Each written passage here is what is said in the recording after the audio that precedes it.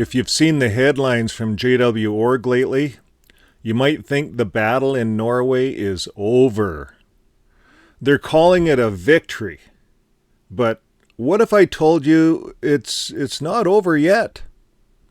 Well, hey friends, Vern here. Today I want to walk you through something that's incredibly important, not just for Norway, but to the entire world, to the entire XJW community around the world. Stick with me.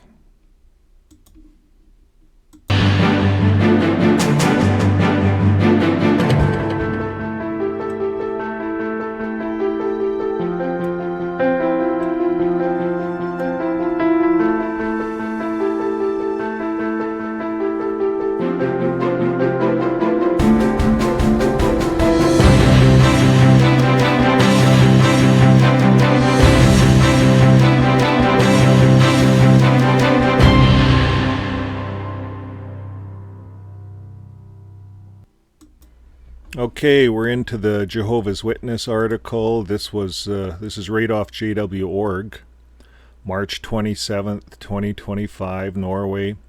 And when this article came out, when they published this, it looked so like this case was done.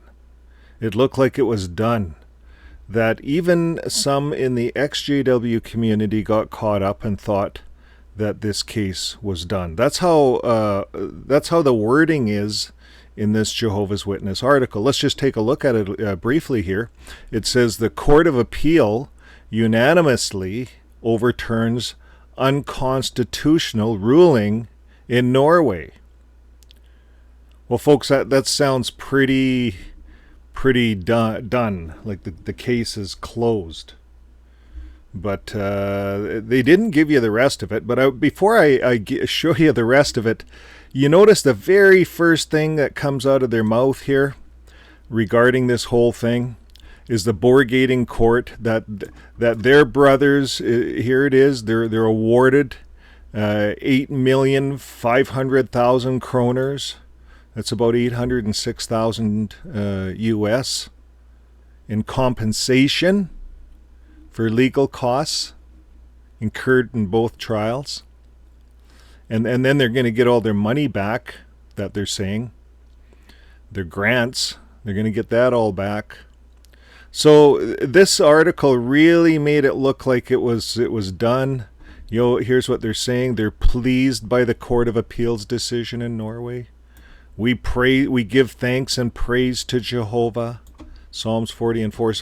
So this is it. This sounds like it's done. It's unanimous, but folks, it's not over yet.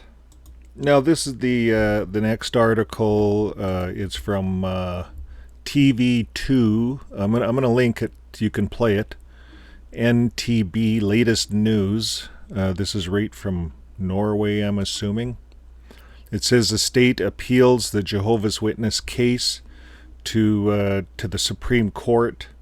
So it goes on to talk about that. The case raises important questions about both the individual's rights to leave the religious community and the rights of the children. So it goes on to talk about how this is going forward. It ends up, it says, before the case can be heard by the Supreme Court, it must go through the Supreme Court's appeal committee. So that's where this is headed. We're going to close up by looking at AvoidJW's article. Miss Usato put this together. Thanks, Miss Usato, again. Published April 24th. So that's like today. We're right on the ball here. So we're going to just browse through this. It says the Court of Appeal concluded that the state's decision to deprive Jehovah's Witnesses of state subsidies was invalid, and the state is appealing the case to the Supreme Court. And Oslo, Norway, April 24, 2025, the Norwegian government has officially filed an appeal against the March 14, 2025 ruling by the Borgating Court of Appeal, which reinstated Jehovah's Witnesses' legal registration and state subsidies. Now, the appeal submitted to the Supreme Court of Norway challenges the appellate court's decision that invalidated the government's previous deregistration of the religious group. Now, this case just isn't about legal technicalities. It's about drawing a hard line between protecting the religious freedom and ensuring people inside those religious communities aren't harmed. And what happens here could shape how governments deal with religious groups that push the boundaries into abuse or discrimination. So let's be real. It's already caught the global attention. And if you're not totally up to speed or just need a refresher, well, Miss Usato here has it all here. There's links that'll bring you up to date to the articles, quick summaries. We're not going to run through this today, but she has everything there. So we'll just carry on. This big moment, March 14th, 2025, the Borgarting Court of Appeal in Oslo overturned the earlier ruling from the Oslo District Court. They said the government decision to pull the plug on JW's legal registration and funding was unconstitutional. And Jehovah's Witnesses walked away with their registration reinstated in 8.5 million kroner to cover their legal costs. So now the government appealing that decision, things are far from over. And Jan Nielsen, he explains the upcoming timeline we're going to cover here. So he says, we do not urge anyone to cut off all contact, anybody who testified in behalf of Jehovah's Witnesses, because it's not over yet.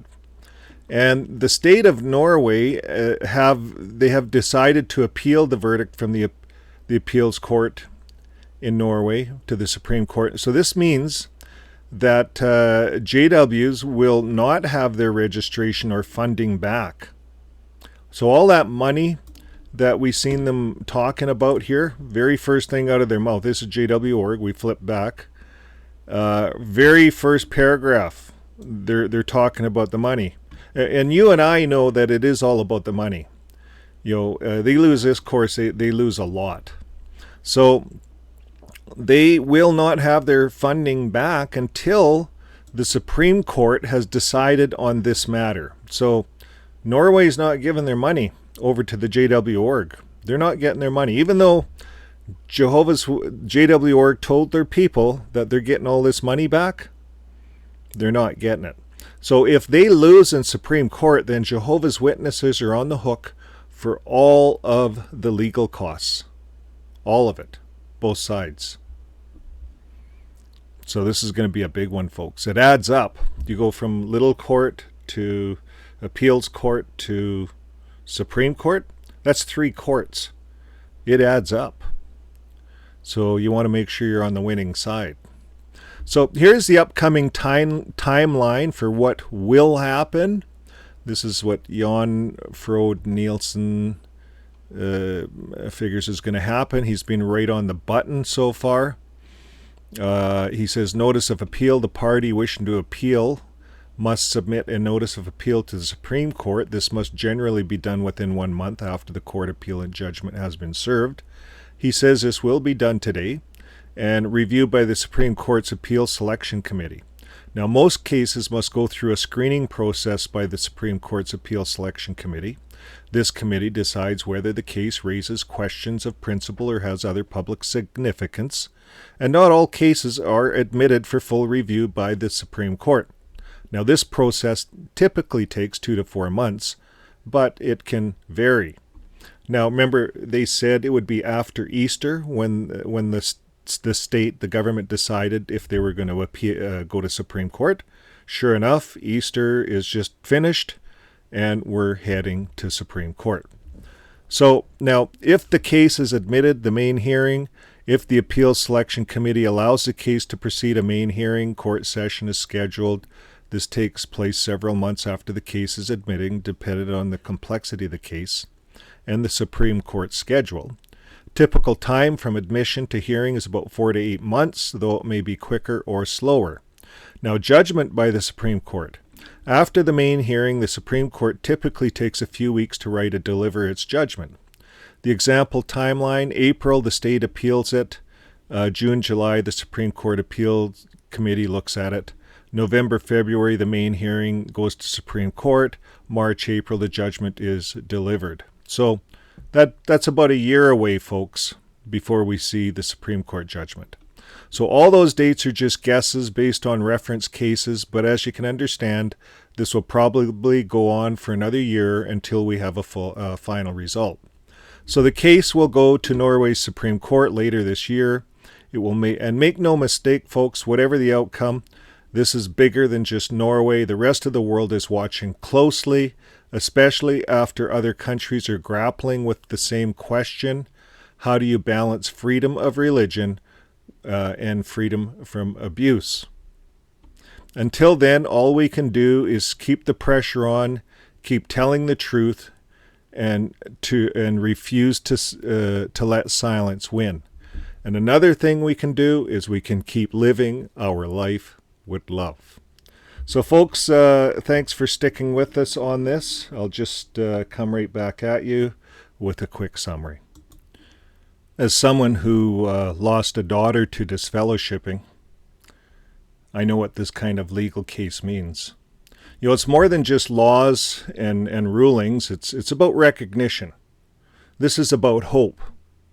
So I asked this question: will JW.org tell its members that this case isn't over? Or will they continue to control the narrative and hide behind half-truths? Well, folks, stick with me. I'll keep showing you guys, though, the whole picture, even when the Watchtower won't. So hit like, hit share, share this with fellow XJW members. Subscribe if you haven't yet. And most of all, folks, keep living your life with love. We'll see you on the next video. Bye for now.